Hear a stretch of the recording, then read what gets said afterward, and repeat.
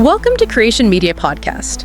Today, we're plunging into the really rapidly evolving world of sonic branding, looking specifically at 2025, 2026. It's moving so fast. It really is. And in this digital landscape, where attention spans are just incredibly brief. Like gone in a flash. Exactly. And algorithms are these powerful gatekeepers, right? Our source material makes one thing abundantly clear.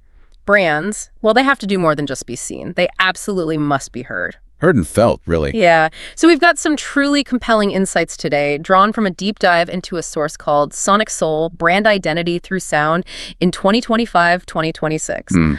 Our mission today is to uncover how sound design, tone of a voice, and music aren't just like optional extras. Not anymore. Right, but the very heartbeat of a brand's identity. Think of this as your shortcut to understanding how to forge those deep emotional connections and, crucially, boost recognizability in a world that just keeps getting noisier. It's a real challenge. The central challenge we're unpacking is, how can a brand truly cut through all that constant digital chatter and forge an unforgettable connection using just sound?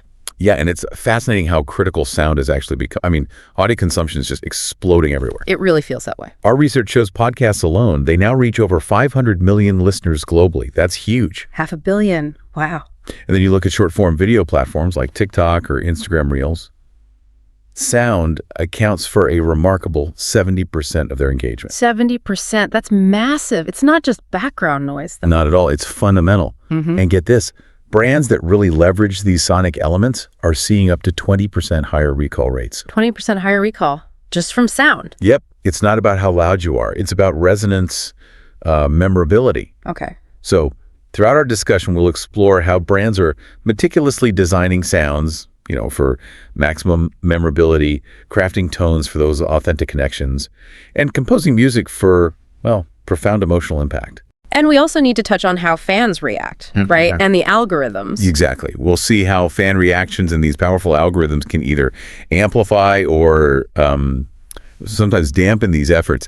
By the end, you'll have a clearer picture of how a brand's voice can become truly unforgettable. Okay, right. So let's unpack this first idea then, this auditory fingerprint. Our source material emphasizes sound design as the cornerstone of sonic branding, essentially, a brand's acoustic logo. So for a brand looking forward to 2025 and 2026, what does it truly mean to craft this distinctive sound? What are we really talking about? Well, it means creating a signature sound that genuinely cuts through all the digital noise. And this is especially important with the rapid expansion of immersive AR/VR experiences. Right, the metaverse and all that. Exactly, and just the constant presence of voice-activated devices like Alexa everywhere. Yeah. It's far more than just like a catchy jingle. Yeah. It's really about building an entire soundscape that embodies a brand's essence. Yeah. Something designed for instant recognition, even without any visual cues. And we've all experienced this, haven't we? Without even maybe realizing it sometime. Oh, absolutely. The source gives some vivid examples, like Netflix's iconic Totem. Instantly recognizable. That resonant two-note thump, it just instantly signals binge-worthy content, evokes excitement worldwide. Yeah. Or think about Harley-Davidson's engine roar. Oh, yeah, that's it. It's so distinctive. It's actually a trademark symbol of freedom and raw power. Trademarked. That's amazing. So these aren't just accidental sounds then? No way. They're meticulously crafted to stick in our minds and really stir emotions. But what's the new thing here? What's truly evolving in 2025, 2026 for brands creating these auditory fingerprints? Well, what's fascinating here is the trend toward more immersive, multisensory audio experiences. Multisensory? How so? Think AI tools like Soundverse. They're allowing brands now to generate custom soundscapes that can adapt dynamically to the context. Adapt? Like how? Okay, so imagine a wellness app where the sounds become calmer as you relax. Or maybe a fitness brand whose audio motivates you with vibrant, energetic tones that match your workout intensity. Ah, I see. That's clever. Yeah, and even huge players like Coca-Cola are refining their signature fizz sounds specifically for VR ads, trying to enhance that feeling of immersion, making you almost feel the bubbles. Wow, okay. But while brands are carefully crafting these sounds, our source also highlights this really interesting counterforce. The fans themselves. Oh, definitely. They're not just passive listeners, are they? They seem incredibly vocal. Very vocal, and they demand authenticity. Right. So on platforms like X, you see users enthusiastically praising sounds that feel real. The source mentioned one user saying a teaser voice almost made me cry because it had such impact. That emotional connection again. Exactly. But then on the flip side, mismatched or, inauthentic sounds can spark massive backlash.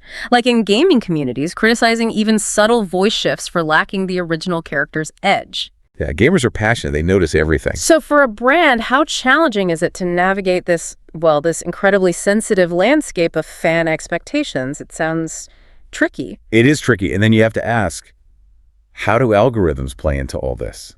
Because they are immensely powerful gatekeepers. Right. The algorithms, how do they fit in? Well, on platforms like TikTok, using trending sounds can dramatically amplify your content.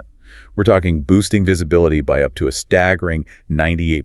98%, just for using the right sound. Exactly. And Instagram Reels, YouTube Shorts, they also heavily prioritize audio hooks for categorization and discovery.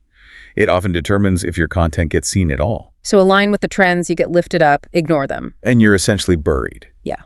But the challenge isn't just about jumping on trends, it's also navigating algorithmic biases. Biases, like what? Well, TikTok, for instance, apparently penalizes overly repetitive sounds to keep feeds fresh.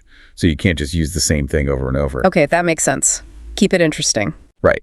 And then there's that fan resistance we talked about. A new voice that doesn't quite hit the mark can make a beloved character or brand feel, as one ex-user put it, like a different character. That leads to real disappointment. Yeah, you risk alienating your core audience. Precisely. So solutions often involve diversifying a brand's sonic palette, maybe not relying on just one sound, and sometimes even crowdsourcing ideas via fan communities. Get them involved to ensure broader appeal and authenticity. Got it.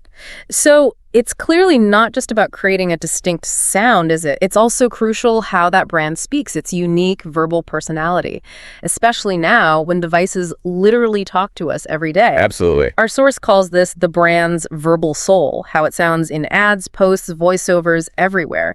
In an era of, ubiquitous voice assistants, why is this aspect of tone so critical for building trust and connection? It's fundamentally about building deep emotional bonds, that 63% figure we mentioned earlier. Yeah, the connection via tone and music. Right. It isn't just some abstract number from our source. It fundamentally shifts how we should view branding. It tells us that emotional connection, which can seem like this vague goal, now has a direct measurable pipeline straight through sound. So the voice isn't just delivering the message. Exactly. It is the connection in many ways. Consider Apple's minimalist, innovative tone. It perfectly mirrors their sleek, intuitive designs, right? Totally. It feels consistent. Or Disney's consistently whimsical voice, evoking childhood magic. These aren't accidents. They are meticulously crafted to resonate emotionally and create a distinct personality. And the fans, once again, they play a huge role in shaping this too, don't they? They absolutely do. On X, those reactions to teaser voices clearly show how a perfectly chosen tone can literally make my day for a fan. But a jarring tone can create immediate dissonance, pull them right out of it. One fan specifically praised a performance's audible clarity for its emotional punch. Clarity and emotion going hand in hand. So how do the algorithms weigh in on something as nuanced as tone? Oh, algorithms absolutely factor in tone. YouTube, for example, tends to reward engaging narrations that significantly extend watch time, keep people listening. Makes sense.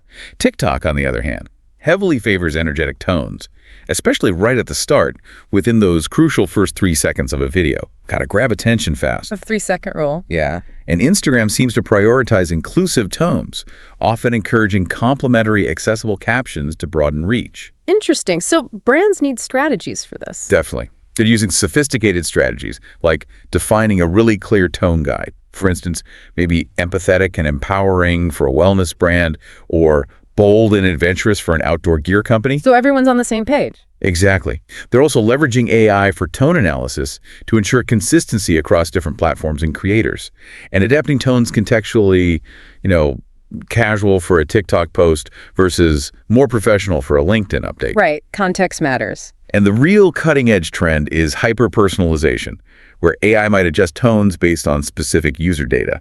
But that comes with risks. Like what kind of risks? Well, potential cultural insensitivity if you get it wrong, or even algorithmic demotion if the AI-generated tone just comes across as flat or robotic. Oof.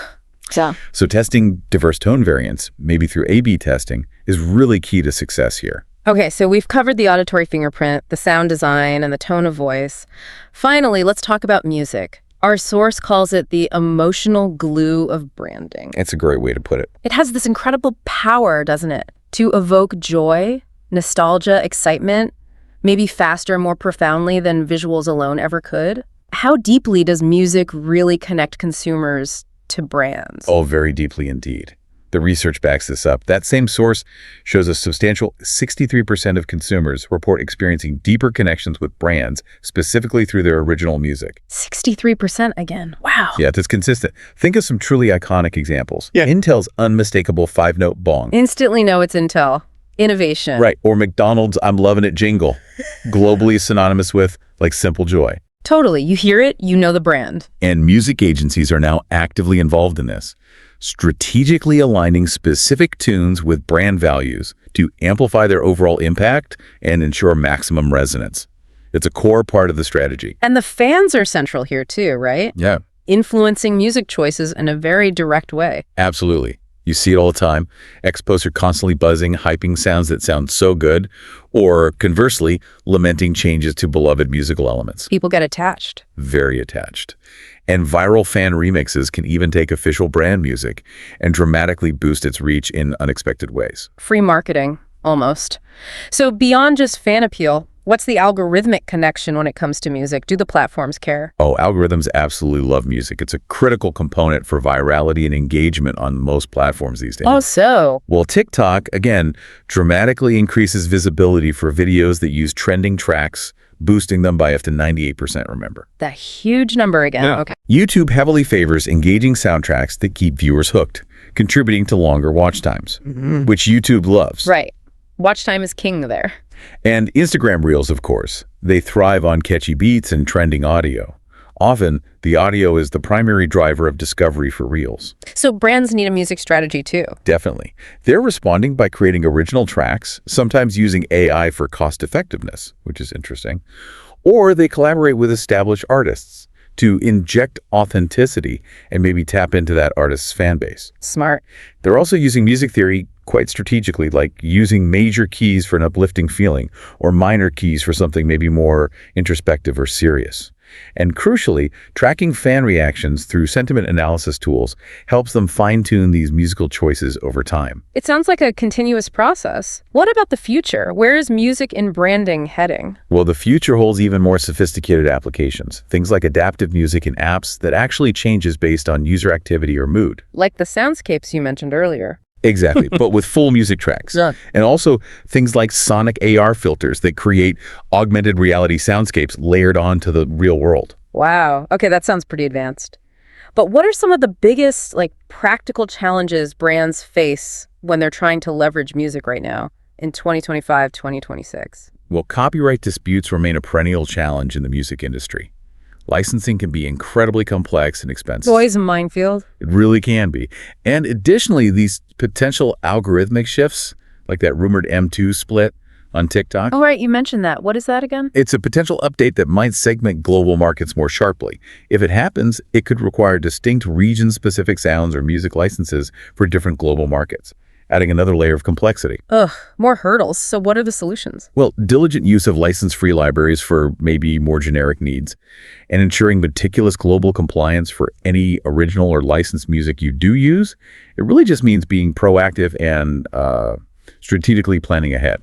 Okay, so given all these moving parts, the sound design, the tone, the music, the constant shifts in algorithms, and the powerful voice of the fans, how do brands build a unified sonic strategy? Something that's both authentic to their core and agile enough to navigate these algorithmic tides across all these different auditory touchpoints. Yeah, that's the million-dollar question, isn't it? It's a really delicate balance. Because fans' reactions are fundamentally shaping these sonic strategies now. Can't ignore them. Definitely not. Positive feedback fosters loyalty, builds community, but negative feedback can spark viral backlash almost instantly. Yeah, things can go south quickly online. So brands are actively engaging using polls, running user-generated content challenges, and employing AI for real-time sentiment analysis to constantly refine their approaches, listen and adapt. And the algorithms, they're always watching. Always. They consistently reward engagement, likes, comments, shares, watch time, all directly boost visibility. You can think of these algorithms as incredibly sophisticated digital curators. Curators. I like that. Yeah, they're constantly evaluating sound, deciding what gets amplified and what gets, well, left out in the cold. And what's fascinating here is how these algorithms themselves are constantly evolving. And never stay still. Never. TikTok's 2025-2026 updates, for example, are reportedly prioritizing diverse sounds and actively penalizing repetition. That forces brands to be more creative to keep things fresh. Makes sense. YouTube, as we said, rewards full watch times, especially when paired with engaging music. And Instagram, really keen on inclusivity, favors audio that is accessible, often encouraging the use of captions for broader reach. So this means brands really need a practical playbook, right, for navigating this complex environment. What are the key takeaways for our listener who wants to actually apply this stuff? Okay, yeah, a playbook. First, it really starts with a comprehensive audit. You need to review all your current sounds, jingles, notifications, voiceovers, everything. See how well they actually align with your existing brand identity. Be honest. Take stock. Then, step 2 is defining your desired sonic identity. Really think about it. Is your brand bold and energetic, like for sports? Or is it serene and calming? Maybe for a wellness brand. Get specific. Who you want to sound like. Exactly. Next, you create your specific sonic elements. And the good news is there are powerful AI tools like Soundverse now, or even platforms like Bensound for good royalty-free tracks that can significantly help with this creation phase. You don't always need a Hollywood budget. That's good to know. Tools can help. Absolutely. But most importantly, you need to test. Beta test your new sounds and tones with your actual target audience. Use platforms like X or Discord, gather direct feedback. Don't guess. Ask the people who matter. Right. And finally, iterate. Use analytics based on real engagement data, watch time, shares, comments, to continually refine and improve your sonic approach. It's never really done. A constant feedback loop. Precisely. You know, our source provides this really compelling case study that kind of drives this whole point home. It mentioned a brand that actively integrated fan favorite voices into its strategy. Oh yeah, I remember that one. And they saw a remarkable 40% engagement spike. 40%. That's huge. It just shows. It powerfully proves the immense tangible power of listening to your community, of that input in sonic branding.